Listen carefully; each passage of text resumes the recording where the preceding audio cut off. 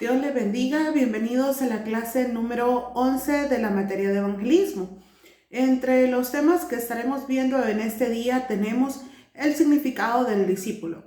Vamos a ir leyendo algunas partes de la separata y luego comentando. Dice acá, la palabra discípulo fue la palabra favorita de Cristo para aquellos que tenían su vida íntimamente ligada a la de Él. La palabra griega dice corresponde a discípulo, la que corresponde a discípulo es matetes, la cual es usada 269 veces en los evangelios y en hechos. Su significado es alguien que ha sido enseñado o capacitado. Se recuerdan que para Jesús, ¿verdad? Fue poco a poco que él fue haciéndose de sus discípulos y para él era muy importante que las personas fueran capacitadas, es decir, enseñadas y ellos pudieran aprender qué era lo que tenían que hacer para enseñar a otros acerca de Jesús. Dice, Cristo define la palabra discípulo de tres formas en el Evangelio de Juan. Un discípulo es uno que está involucrado con la palabra de Dios de una manera continua. Significa que el discípulo es alguien, ¿verdad?, importante en la vida del maestro, del que está enseñando, al cual está cerca de la palabra de Dios. Por eso se le llama discípulo. Dice que un discípulo también es aquel que pone su vida por otros. Ahora bien, dice, este amor es más que hacer buenas obras. Nos ilustra Juan 15:3, nos ilustra más sobre este amor. Jesús cautivó el corazón de sus discípulos con su amor incondicional. La misma palabra de Dios en Juan 15 habla de ese amor que tenía Jesús, donde decía que el amor, ¿verdad?, se podía dar a demostrar aun cuando una persona pusiera su vida por alguien más. ¿Quién hizo eso? Jesús. Luego dice que un discípulo también es aquel que permanece diariamente en una unión fructífera con Cristo. Sería bueno, ¿verdad?, que pudiéramos leer el capítulo 15 de Juan, porque este nos deja entrever estas tres formas en cómo las personas son llamadas discípulos, ¿verdad? El que está involucrado con la palabra de Dios, el que da su vida por los demás y el que permanece diariamente en una unión fructífera con Jesús. Luego tenemos unas condiciones para alguien que va a estar en un discipulado. Dice, el primer literal tenemos llevar nuestra cruz y venir en pos de Cristo, ¿verdad? Eso lo vemos en Lucas 14:27.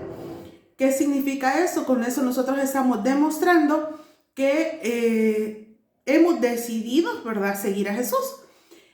Literal B dice, entender que Cristo por todos murió y que nosotros debemos de vivir para Dios. C, debemos dejar nuestros planes propios, mirar hacia una sola dirección y no abandonar nuestra cruz. Esta parte es muy importante porque dice que tenemos que mirar a una sola dirección. ¿Qué significa? Muchas veces nosotros tenemos planes, cosas que nosotros queremos realizar y a veces lo hacemos en nuestras fuerzas, en nuestra manera de poder realizar las cosas. Pero en este caso dice, nosotros no tenemos que mirar hacia una sola dirección y tampoco no tenemos que abandonar la cruz. Tenemos que ver a Jesús, ¿verdad? Tenemos que nosotros seguirlo a Él. Luego dice de renunciar a todo lo que tenemos y poner a Cristo como nuestro punto exclusivo de vivencia. Y yo creo que hemos visto historias de la Biblia, ¿verdad?, donde abandonaron sus vidas por seguir a Jesús. Eso hizo un discípulo, el que estaba dentro del discipulado que Jesús les estaba dando. Y quizás literalmente no va a pasar tal cual en nuestra vida, porque no tenemos ahorita a Jesús físicamente. Pero dice, tenemos que poner a Cristo como nuestro punto exclusivo de vivencia. ¿Qué significa eso? En todo lo que nosotros hagamos, Jesús tiene que ser el primero. Luego dice, debemos indispensablemente asignar a Cristo el lugar de Señor y este reconocimiento debe ser renovado diariamente. Créame que esta parte es un tanto para muchas personas complicada porque dicen, bueno, yo soy libre de hacer lo que yo quiera. Yo soy libre de hacer mis cosas y no darle cuentas a nadie. Pero nosotros, Dios nos ha dado la vida. Gracias a Él no estamos muertos. ¿verdad? Y tenemos vida y vamos a tener una vida eterna. Entonces, diariamente nosotros tenemos que recordar quién es el Señor de nuestra vida, quién es el que gobierna nuestra vida, el que domina nuestra vida tiene que ser Jesús, ¿verdad? Para formar parte de estar en un verdadero discipulado. No es fácil hacerlo porque definitivamente que no es fácil. En circunstancias difíciles, nosotros tenemos que saber que Jesús permite que suceda, que Él está ahí y que pronto Él nos va a ayudar. Entonces nosotros tenemos que tener nuestra plena confianza de que Jesús, siendo el Señor de nuestra vida, dependemos totalmente de Él, de lo que Él quiere hacer con nosotros. Luego, el último literal dice F. Antes de discipular a otros, debemos ser discípulos primero. Definitivamente que sí. Si nosotros venimos y seguimos a Jesús, si queremos hacerlo, que otros lo hagan, los otros van a ver eso en nosotros. Así que para poder ser discipular a otros, tenemos que hacerlo nosotros primero. ¿Por qué formar discípulos? Dice, miremos algunas fuentes bíblicas que nos muestran el discipulado y el efecto que esto puede producir en la iglesia local. Lo hacían en el Antiguo Testamento. Discipulado es compartir con otros lo que Dios nos está dando a nosotros por medio de alguien o de su palabra. Elías tenía una escuela de profetas jóvenes. Uno de los que sobresalió en ese grupo, ¿quién fue? A quien él le dejó, su puesto fue Eliseo. Luego tenemos a David. Podemos ver que lo hizo con relación a los de su ejército. Él tenía un ejército, ¿verdad? Y tenía gente que iba a gobernar prácticamente y que tenía que rendirle cuentas a él. Luego dice, aquí vemos el énfasis de maestro a discípulo de enseñar lo que sabemos. Es indispensable que nosotros podamos hacerlo. Si nosotros sabemos, enseñamos y de esa manera estamos discipulando. Luego dice acá, tenemos el ejemplo de Cristo en cuanto a eso. Dice, en Cristo vemos 4 medios de enseñanza que son básicos, esenciales y que lo pudimos notar nosotros a través de toda la palabra. Dice, 1, Él predicaba, enseñaba, se podía ver su santidad y podía ver los milagros. Son cosas irrefutables que no podemos decir que Jesús no las hacía porque hay evidencia de cada una de esas, de su predicación, de su enseñanza, de su santidad y de los milagros que Él hizo. Dios quiere, dice, que nosotros nos extendamos con el Evangelio, pero también quiere que nos preocupemos por enseñar, por capacitar y equiparlos para que a su vez estas personas hagan lo mismo. Cuando nosotros estamos evangelizando y hemos llegado a este punto, significa que la persona que hemos evangelizado está dispuesta y nos dice, miren, yo quiero hacer lo que tú haces, yo quiero ser como tú eres, yo quiero hacer lo que Dios dice en su palabra. Entonces, cuando esa persona viene y se acerca y nos permite que nosotros les podamos enseñar, lo estamos discipulando. Entonces tenemos que tener mucho cuidado porque esa persona va a querer ser como nosotros y hacer las cosas que nosotros hacemos. Entonces, nuestro testimonio, ¿verdad? Tiene que ser un 100% real, ¿verdad? Es decir, que lo que nosotros hacemos es lo que decimos y que lo que decimos es lo que hacemos. Luego dice, hay que ganar a las personas para Cristo. Dice que esa es una argolla que nos lleva a la cadena de multiplicación espiritual. El ganar almas y discipular están bien unidas en la palabra de Dios. Definitivamente que sí. El discipulado, dice, es algo efectivo. El hacer discípulos es una estrategia efectiva de ejercer un ministerio zonal sin límites. ¿Por qué? Porque nosotros enseñamos a alguien y esa otra persona le va a enseñar a alguien más. De eso se trata, de hacer una cadenita en la cual nosotros podamos ir transmitiendo lo que Dios ha hablado en nuestra vida, lo que hemos vivido por experiencia y lo que nosotros leemos o aprendemos. Esto es sumamente básico que nosotros podamos transmitirlo a otras personas. Dice, el preparar discípulos es la manera más rápida de movilizar a los cristianos a la evangelización. Y esta es la parte que nosotros muchas veces en las iglesias descuidamos un poco, porque evangelizar lo llevamos nada más a decirle a alguien en la calle, ¿quieres recibir a Jesús? Vale, oremos, ya estuvo, ya lo recibiste y ya nos vemos y probablemente nos veamos, probablemente no. Continúa con tu vida, busca una iglesia. No nos preocupamos por eso. Ahora, la verdadera evangelización se trata de que ayudemos a estas personas a que puedan llegar a cierta madurez donde ellos puedan caminar solos y enseñar a otros. Dice, si nuestro discipulado es auténtico, la iglesia se proveerá de discípulos céntricos orientados a seguir la palabra de Dios. Eso es esencial, ¿verdad? Que sea un discipulado auténtico, que le vamos a enseñar a otros cosas buenas, que le vamos a enseñar a otros, ¿verdad?, cómo sobresalir de una situación difícil. Le vamos a enseñar a otros cómo debe de caminar. Ahora, si lo hacemos, tenemos que ser el ejemplo nosotros también. Dice, ejemplos bíblicos de multiplicación espiritual. En este caso tenemos a Andrés. Dice, este trajo a un niño que tenía unos panes. Lo vemos en Juan 6, del 8 al 9. Llevó a unos griegos a ver a Jesús, en Juan 12, 21. A su hermano Simón, en Juan 1, 40. Este Pedro evangelizó a miles de judíos, y eso lo vemos en Hechos 2, ¿se recuerdan de Pedro? Entonces, Andrés era su hermano, y Andrés llevó a Pedro a que pudiera seguir a Jesús. Luego dice que tenemos a Juan. Juan adiestró a otras personas. La historia de la iglesia dice que él ganó a Policarpo, quien a su vez ganó a Ireneo, quien llegó a ser un pastor. Ambos murieron en las persecuciones del siglo II. Vean la influencia de poder hablar de Jesús a unos y que eso vaya trascendiendo a uno y a otro. Luego tenemos a Bernabé. Dice que Bernabé se dedicó a involucrar a Saulo a la iglesia y estuvo con él ejerciendo un ministerio por un año. Eso lo vemos en Hechos 11, del 22 al 26. Y a la vez para animarle, refinar y fortalecer a Pablo. ¿Quién fue Pablo? Usted y yo lo sabemos. Un gran hombre de Dios que escribió 13 epístolas. Ahora, pero él necesitó ser discipulado por alguien. ¿Y quién lo hizo? Lo hizo Bernabé.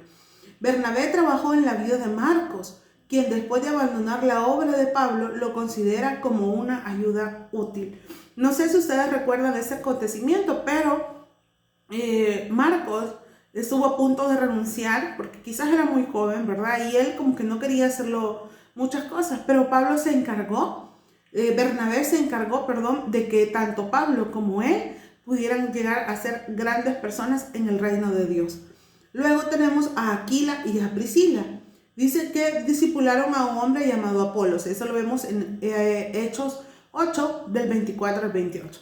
Vean cómo estos nombres que hemos mencionado forman parte de un discipulado que ellos hicieron y lo transmitieron hacia otras personas. Veamos cualidades de un formador de discípulos. Probablemente no sean todas las cualidades, o probablemente ustedes me digan, no, ahí siento yo que esa cualidad no va, o algo así. Estamos hablando de esto de manera general. Probablemente hagan falta y probablemente se puedan quitar algunas.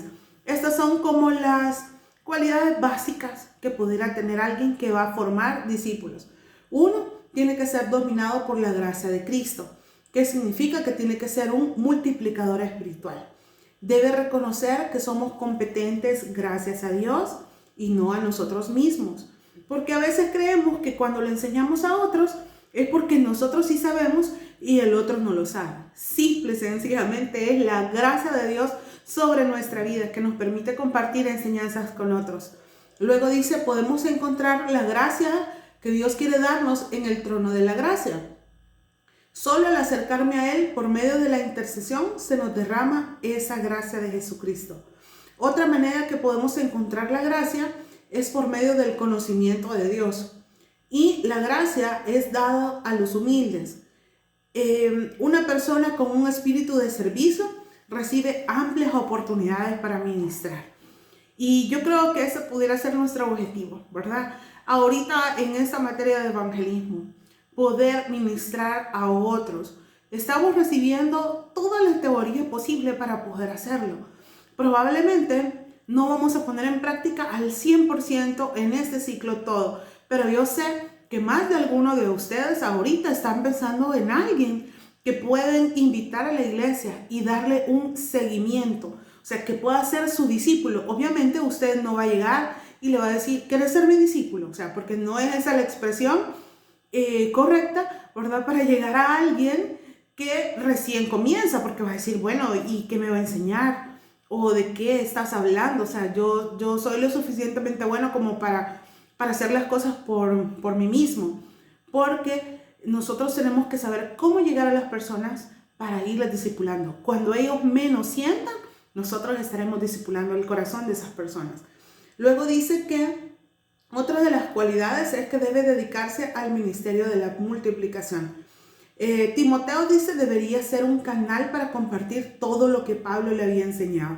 ¿Se recuerdan qué hace Timoteo? O sea, estaba joven, estuvo a la par de Pablo, aprendió muchísimo, Pablo lo discipuló y luego Timoteo llegó a ser también un apóstol, ¿verdad? Que anduvo en varias iglesias y definitivamente que lo aprendió de Pablo. Dice, también lo que se hace es encargar, es compartir con otros lo que hemos oído. Los hombres a quienes debemos encargar deben ser hombres fieles a la palabra de Dios. Es decir, yo le puedo decir a alguien, mira, tú vas a estar a cargo de esa persona, pero que esa persona sea alguien idóneo. Yo puedo hacer eso. Puedo delegarle a alguien más para que me ayude, para que si es mucha gente a la que yo quiero discipular, pero debemos de estar como en la misma sintonía. Dice, idóneos para enseñar a otros, debemos estar dispuestos a ser enseñados. Y esa es la parte que a mí me encanta porque uno nunca deja de aprender. Yo he dado esta materia varias veces y cada vez que la doy, siempre hay un detalle que se me ha pasado la otra vez y que lo aprendo y lo retomo para mi vida. Y así debe de ser con todo lo que nosotros hacemos. Examinar, aprender y saber que en esta vida vamos a aprender hasta el último día que nosotros estemos acá en esta tierra. Es súper hermoso de verdad aprender, pero es también hermoso enseñar. Y las dos cosas son importantes para crecer espiritualmente. Y otra de las características dice que debe disciplinarse para una vida que agrada a Dios. Y yo creo que este es el mayor reto, por decir algo. Y es que nosotros sabemos que somos seres humanos, que nos podemos equivocar, que podemos fallar, pero la gracia de Dios está sobre nuestra vida. Entonces tenemos que tener una vida agradable a Dios para poder discipular a otros. El discipulado, dice, no es una rutina fácil y cómoda, es una vida exigente, ¿verdad? Poder decirle a alguien, mira, quiero compartir contigo la palabra de Dios, ¿crees que leemos juntos? Nos juntamos y leemos y aprendamos juntos. Entonces hay que tener el tiempo, hay que tener comodidad para poder hacerlo. Dice, el que va de discipular debe esperar penalidades y debe sufrirlas. No debe protestar cuando su ministerio se haga difícil. Es decir, cuando nosotros estemos discipulando, van a haber días en los que nos va a decir, no, yo no quiero, de verdad, no quiero reunirme contigo, no tengo tiempo. Que esas cosas no nos hagan desfallecer. En el caso mío, que lo expreso a veces es cuando a mí me gusta enseñar, de verdad, y hay gente, y todo lo que he tenido en el colegio de teología es así, mire, yo quiero aprender más, voy a estudiar teología. Y qué bueno, pero en algún momento, ¿verdad? Hay gente que renuncia a mitad del camino y me dice, mire, yo ya no voy a seguir, yo ya no puedo hacer esto, o mi tiempo, de verdad que a mí me duele mucho que la gente se retire cuando ya ha comenzado algo, pero son cosas que van a suceder y que a veces están fuera de nuestro alcance, pero vamos a sufrir, ¿verdad? Porque esas personas no van a aprender, pero tenemos que seguir adelante porque hay otras que sí quieren hacerlo. Entonces tenemos que estar dispuestos a eso. Un soldado está bajo órdenes, orientado hacia un objetivo y obedece a su comandante supremo. Nosotros necesitamos disciplina para vivir este tipo de vida. Quiere decir que si nosotros queremos enseñar a otros, tenemos que aprender a ser disciplinados nosotros. Usted sabe que un soldado está bajo un régimen de disciplina muy estricto. Obviamente el discipulado nuestro pues no va a ser así, pero es algo similar con respecto a la disciplina. Significa que tenemos que apartar el tiempo para hablarle a alguien, para salir con alguien, porque tenemos una familia, tenemos trabajo, tenemos otras cosas que hacer, ministerio, iglesia.